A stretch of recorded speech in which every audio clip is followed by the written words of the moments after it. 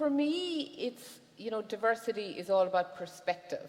Okay, so it's about bringing different perspectives.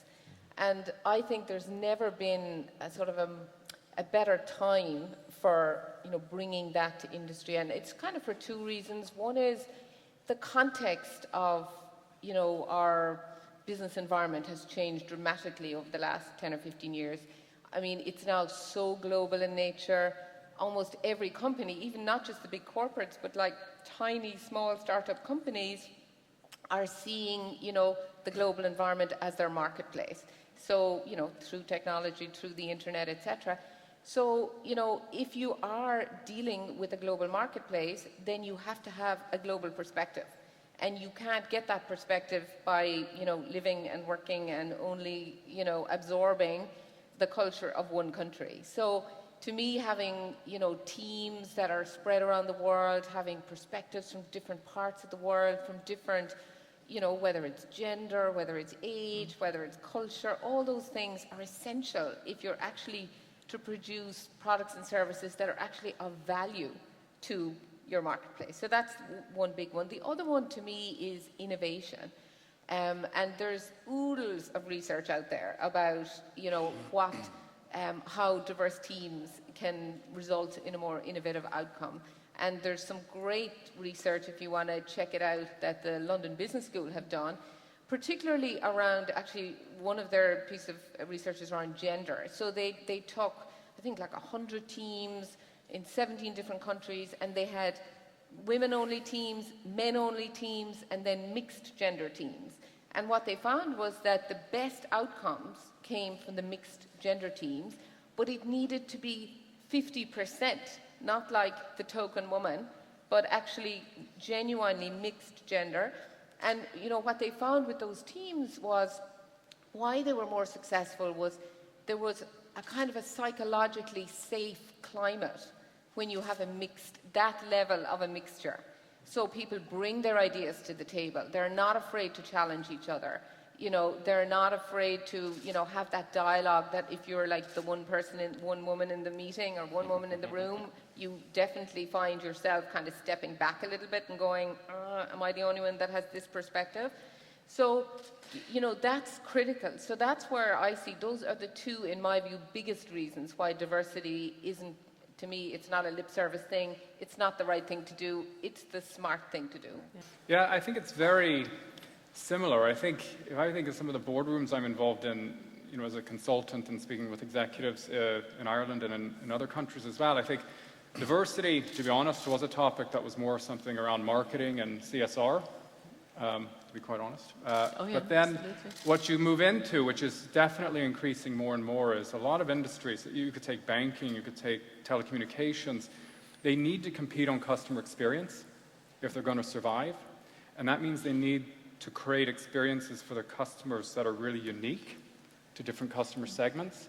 And that means you need a workforce that actually understands the diversity of the customers they're trying to serve. And this is what's making it click. I think they're starting to really get it, that I can't predict what a teenage girl, how she's going to use a mobile phone, or how a 21-year-old college student wants to use banking products. I need to start bringing in a diversity into my workforce, into product management, into innovation teams to create these products that appeal to customers. And it's becoming now a must-have if you're going to be competitive in the next few years. I'm actually going to just jump over to you, John, because we had a conversation on this very, very issue the last time we met, the last time you were in Dublin. And Fidelity is a good example of a company that had a background in finance, but now innovation and technology is a huge part of what you guys do. I mean, that was a very conscious decision on your parts, wasn't it? That's right. To really try and get the diversity bug into the organization. Right, and I think I would concur with my colleagues on the panel in that for us, there's a couple of ways we look at it. The customer is clearly a big piece for us. I started at Fidelity more years ago than I'm willing to admit to the audience. And back then, I was working on the customer service sales phones. And most of our customers, the majority of our customers were men. I very rarely talked to a woman about financial planning. And so our customer base has changed dramatically in the last 15, 20 years. So there's more women investors, there's more investors from other cultures and other backgrounds that we're working with. We have LGBT customers. So, our customer base has changed, and we want to make sure that our employees really understand the unique needs of all of our customers. It's not a cookie cutter approach anymore. So that has been, I think, a real big piece of it for us is our customer. Not only the retail customers, but our institutional customers. And I think I have some customers on this panel that invest with Fidelity. And so we want to make sure that we look like their customer base, and we have a workforce that's very sort of resembles our customer base. That's one. And I think from an employee perspective, we're a global company now. I think, when I started, it was very U.S.-centric, and now, we have a large operation here in Dublin and Galway. We have a large operation in India. I know Steve will probably talk about this shortly. We also have an office in China, and our employees are working across so many different cultures now. And we want to make sure that they're competent to work with colleagues from other countries and understand that communication is going to be a little bit different, or working styles are going to be a little bit different. And we want to make sure that they're capable of doing that, because ultimately we want our customers to be supported in the best way possible. So, it's the customer play, diversity of our customer base, and it's making sure that our employees are more culturally competent and have the resources that they need to be successful. Within Google, we're obviously trying to create a culture of inclusion, and that is really, as leaders, being conscious around, every single event that we do. Do we have women on stage? Do we have women leaders represented?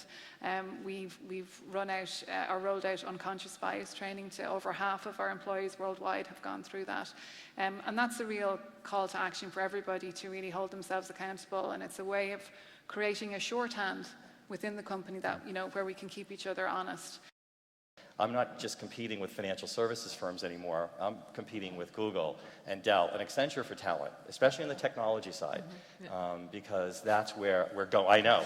Keep your hands off our talent. But we're all looking for the same folks, right? And that's where we have to all, and I think we can all work together and help each other with that. And, Google, obviously, as I say, they were the first people to bring out the diversity report. What's the record like in Ireland, and what are you guys doing to really implement this across the board? So I think it's a focus for the entire organisation globally, whether it's the engineering part of the organisation or indeed the business part of the organisation that I'm part of. And we've a few key pillars in terms of how we're looking at diversity, hiring for diversity, which I think is where it starts, and making sure there that you're looking at a broader pool. And Google in the States recently made a decision to extend the number of schools, for example, and campuses that it hires from, to make sure that they're getting better socioeconomic representation. I think here in Ireland we do a lot of work to make sure that for roles, from graduate roles right up to senior roles, that we have the right balance in our pipeline, right? So we hire the right people, we promote the right people, and we're a meritocratic organisation. But your pool, the pool that you're pulling from, your pipeline of candidates, has to be balanced. So we spend a lot of time measuring that and trying to innovate around that. And then beyond that, we're looking at increasing the pool of technologists, and that goes to the heart of some of the things we talk about today. And if we're going to be looking for undergrads in engineering or data analytics or data science, how do we make sure that we, from an education perspective, for example, get something like computer science on the curriculum here in Ireland, following what the UK has done?